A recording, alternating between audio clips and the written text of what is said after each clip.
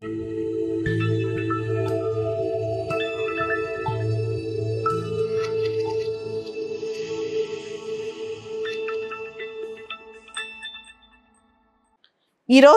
June 21 international day of yoga. అసలు June 21న international day of యోగాగా గుర్తించాలని చెప్పి ఎవరు ప్రపోజ్ చేశారు? కరెక్ట్గా 9 సంవత్సరాల క్రితం 2014 డిసెంబర్లో మోడీ గారి ప్రభుత్వం అప్పట్లో ఒక ప్రతిపాదన తీసుకొచ్చింది యునైటెడ్ నేషన్స్ జనరల్ అసెంబ్లీకి, ఐక్యరాజ్య సమితి సాధారణ సభకి. ప్రతి సంవత్సరం జూన్ 21న ఇంటర్నేషనల్ డే ఆఫ్ యోగాగా గుర్తించాలని, జరుపుకోవాలని, ప్రపంచవ్యాప్తంగా ఇది మొత్తం అద్భుతంగా జరుపుకోవాలి, యోగా యొక్క విశిష్టతను ప్రపంచవ్యాప్తంగా వ్యాప్తి చేయాలని చెప్పి కూడా ఇండియా అప్పుడు భావించి ఐక్యరాజ్య సమితికి చెప్పడం జరిగింది. దాంతో దీన్ని ఆమోదించిన ఐక్యరాజ్య సమితి 2015 జూన్ 21 నుంచి ప్రతి సంవత్సరం ఇంటర్నేషనల్ డే ఆఫ్ యోగాగా సెలబ్రేట్ చేస్తుంది వచ్చింది. ప్రపంచవ్యాప్తంగా కూడా ఈ డేని సెలబ్రేట్ చేస్తున్నారు. అయితే ఇది 9వ వార్షికోత్సవం, 9th year of international day of yoga. అంటే 9 సార్లు ఇది మనం 9వ సారి జరుపుకుంటున్నాము ప్రతి సంవత్సరం 2015 నుంచి లెక్కేస్తే. అయితే జూన్ 21 విశిష్టత ఏంటి అంటే, జూన్ 21 ఎందుకు జరుపుకోవాలి? ఇది ఒక ఆస్పీషియస్ డే భారతదేశం ప్రకారం కూడా. ముఖ్యంగా మనం చూస్తే కనుక నార్థన్ హెమిస్ఫియర్లో ఇది లాంగెస్ట్ డే, సమ్మర్ సోలిస్టైజ్ అంటాం. సూర్యుడు ఈ రోజున ఎక్కువసేపు ఉదయించే రోజు అనమాట. ఇది ఒక ఆస్పీషియస్ డే, ఇది ఒక చిహ్నం అని కూడా చెప్పుకోవచ్చు. అటువంటి ఈ రోజున మనం ఇంటర్నేషనల్ డే ఆఫ్ యోగాగా జరుపుకోవడం చాలా గొప్ప విషయం. భారతదేశం అందులోనూ ప్రస్తుతం మనం 9-10 సంవత్సరాల నుంచి చూస్తే సాఫ్ట్ పవర్లో చాలా ముందుకెళ్తుంది, అనేక అంశాల ముందుకెళ్తుంది. క్రికెట్ కావచ్చు, రకరకాల అంశాలు, డ్యాన్స్ కల్చర్ కావచ్చు, బుద్ధిస్ట్ సాఫ్ట్ పవర్ కావచ్చు. అలానే యోగాని ఒక సాఫ్ట్ పవర్ టూల్గా మనం అద్భుతంగా ముందుకు తీసుకెళ్ళగలిగాం లాస్ట్ 9-10 సంవత్సరాల నుంచి.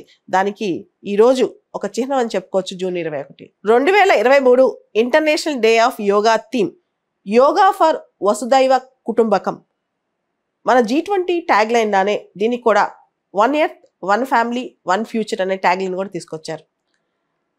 మన ప్రాచీన భారతదేశంలో 6 బ్రాంచెస్ ఆఫ్ ఫిలాసఫీ ఉన్నాయి.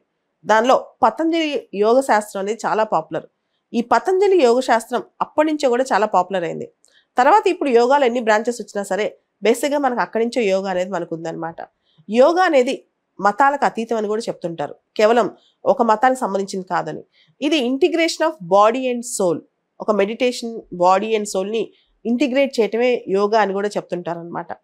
దీనికి సంబంధించి ఈ రోజున మోడీ గారు యునైటెడ్ నేషన్స్ హెడ్ క్వార్టర్స్లో ఉన్న న్యూయార్క్లో సాయంత్రం 5 గంటలకి 180 దేశాల హెడ్స్తో, అంటే దాదాపు 180 దేశాల రిప్రజెంటేటివ్స్తో ఈ యోగా డేని అక్కడ సెలబ్రేట్ చేయబోతున్నారు. సముద్రాలు ఎలా అనంతమైనవో, మానవాళ్ళని ఎలా అవి సంఘీభావంతో ముందుకు తీసుకెళ్తాయో, మానవాళ్ళని ఎలా కలుపుతాయో దానికి ప్రతీకగా మినిస్ట్రీ ఆఫ్ ఆయుష్ వాళ్ళు, మినిస్ట్రీ ఆఫ్ డిఫెన్స్, ముఖ్యంగా నేవీ వాళ్ళతో కలిసి ఒక ప్రోగ్రామ్ చేస్తున్నారు. దాని పేరే ఓషన్ రింగ్ ఆఫ్ యోగా అనమాట.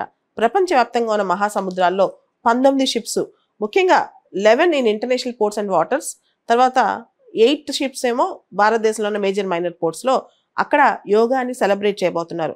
దాదాపు 3500 మంది పర్సనల్, ఈ షిప్స్లో పర్సనల్ అంటే మనుషులు, తర్వాత 35,000 కిలోమీటర్ల ట్రావెలింగ్తో దీన్ని అవుట్ రీచ్ తీసుకెళ్ళబోతున్నారు అనమాట.